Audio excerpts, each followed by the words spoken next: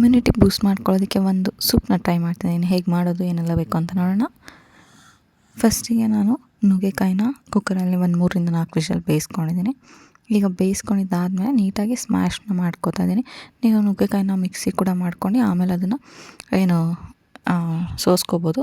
But ನಂಗೆ ಇಷ್ಟ ಇಲ್ಲ ಅಂತ ಅಂದ್ಬಿಟ್ಟು ಜಸ್ಟ್ ನುಗ್ಗೆಕಾಯಿನ ಸ್ಮ್ಯಾಶ್ ಮಾಡ್ಕೊತಾ ಇದ್ದೀನಿ. ಮಾಡ್ಕೊಂಡು ಅದ್ರ ಪಲ್ಪ್ ಏನಿದೆ ಎಲ್ಲ ಬರೋ ಥರ ಹಿಂಡ್ಕೊತಾ ಇದ್ದೀನಿ.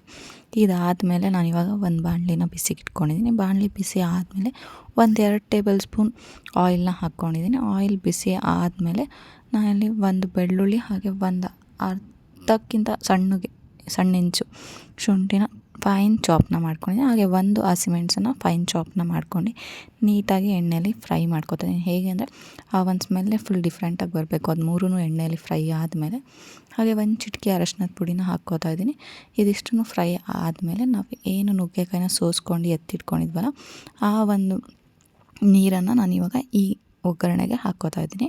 ಆಮೇಲೆ ನೋಡ್ಕೊಂಡು ತುಂಬ ದಪ್ಪ ಅಂತ ಅನಿಸಿದ್ರೆ ಸ್ವಲ್ಪ ನೀರನ್ನು ಹಾಕ್ಕೊಳ್ಳಿ. ಈಗ ರುಚಿಗೆ ಎಷ್ಟು ಬೇಕೋ ಅಷ್ಟನ್ನು ಉಪ್ಪನ್ನು ಹಾಕ್ಕೊಳ್ಳಿ. ಇದನ್ನು ಮೀಡಿಯಮ್ ಫ್ಲೇಮಲ್ಲೇ ನೀವು ಏನು ಕುಕ್ ಮಾಡ್ಕೋಬೇಕು. ಆವಾಗ ಎಲ್ಲ ಥರದಂಥ ಅರೋಮಾ ಮಿಕ್ಸ್ ಆಗೋದು. ನೀವು ಹೈ ಫ್ಲೇಮಲ್ಲಿ ಇಟ್ಕೊಂಡ್ರೆ ಬೇಗ ಕುಕ್ ಆಗಿಬಿಡುತ್ತೆ, ಆ ಫ್ಲೇವರ್ ಸಿಗೋಲ್ಲ. ಹಾಗಾಗಿ ಈಗ ನಾನಿಲ್ಲಿ